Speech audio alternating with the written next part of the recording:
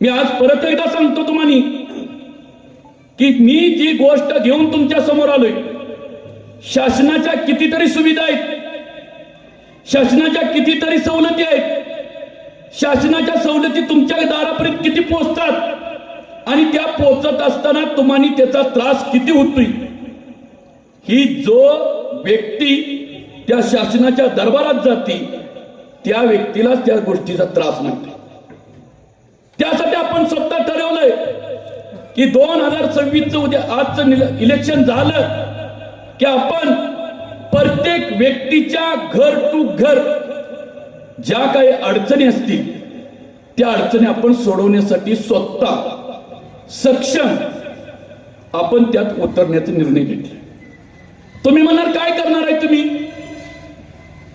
ज्यावेळेला एखादी उदाहरणार्थ बांधकाम कामगार कल्याण योजना आहे दारात आली, 1ली पासून 10वी पर्यंत तुमचा विद्यार्थी शिकतो, तुम्हाला किती सवलती मिळाल्या, तुम्ही किती सवलतीचा फॉर्म भरला, त्यात किती टक्के माहिती आहे मलाही माहिती.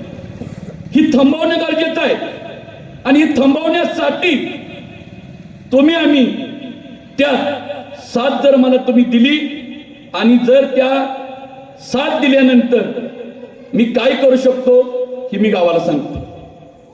मला फक्त एकदा मदत द्या, एकदा फक्त मला निवडून आणा. 5 वर्ष नाही तुमचं कल्याण केलं, एकही शासनाची योजना तुमच्या दारापासून वंचित राहणार नाही हिची मी दक्षता घेतो. साहेब तुम आगे बढ़ो, हम तुम्हारे साथ हैं. साहेब तुम आगे बढ़ो, हम तुम्हारे साथ हैं.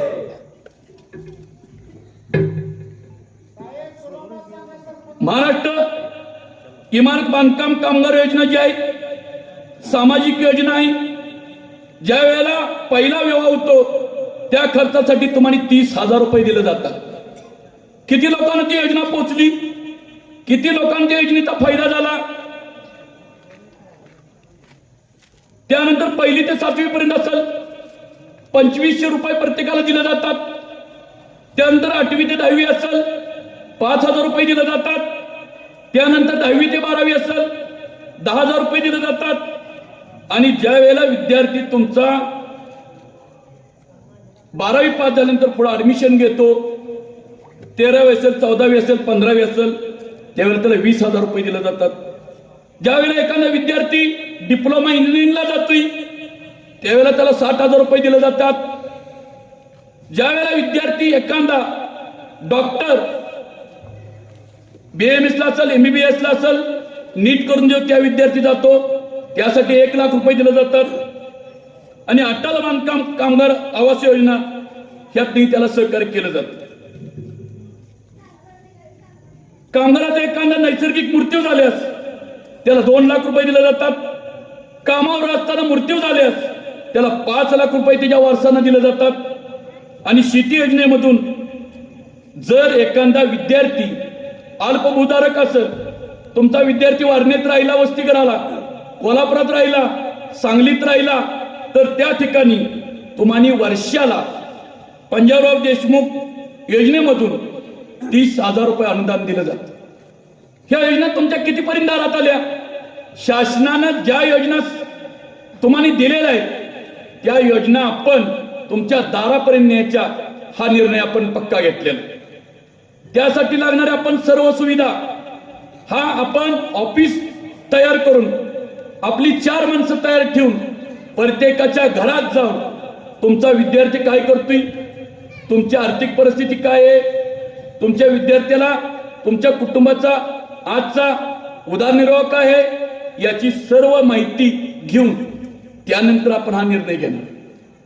मी एवढंच सांगेन की पंचायत समितीची उमेदवारी मला वाटतं की स्वाभिमानी जनता जागी असेल तर तुम्ही तुमचं मत तुमचा जिल्हा परिषदचा उमेदवार योग्य आहे त्याला तुम्ही देऊ शकता. मी त्याला विरोध नाही केलेला. तुमच्या मनात आहे, तुमच्या ज्या गोष्टी डोक्यात आहेत त्याप्रमाणे तुम्ही मतदान करा. पण पंचायत समितीला तुम्ही फक्त तुलना करा की आपण मतदान कुणाला केलं पाहिजे, का केलं पाहिजे. मी विनंती वजा करून सांगतो, तुम्ही ज्या गोष्टीसाठी मतदान करणार आहे त्या मताचा 5 वर्ष शोभेसाठी मतदान नको करू सा. विनंती आहे माझी गावाला या. स्वाभिमानी जनता म्हणून तुमच्याकडे बघितलं जातं. ज्या वेळेला 2002ला आमच्या गावात पंचायत समितीला जी घटना घडली गेली की गाव एकांगाला झालं आणि नेतं एकांगाला झालं, त्यावेळेला आमच्या जिल्हा पंचायत समितीला संतोष साळुंखे निवडून आले. मला एवढंच सांगायचं आहे गावाला की तुम्ही पंचायत समितीसाठी मला तुम्ही मतदान करा. मी 100% सांगतो, मी तुमचा घर टू घर जसा प्रचार केलाय तसा घर टू घर मी तुमच्या दारापर्यंत ही योजना आणण्याचा 100% प्रयत्न करतो.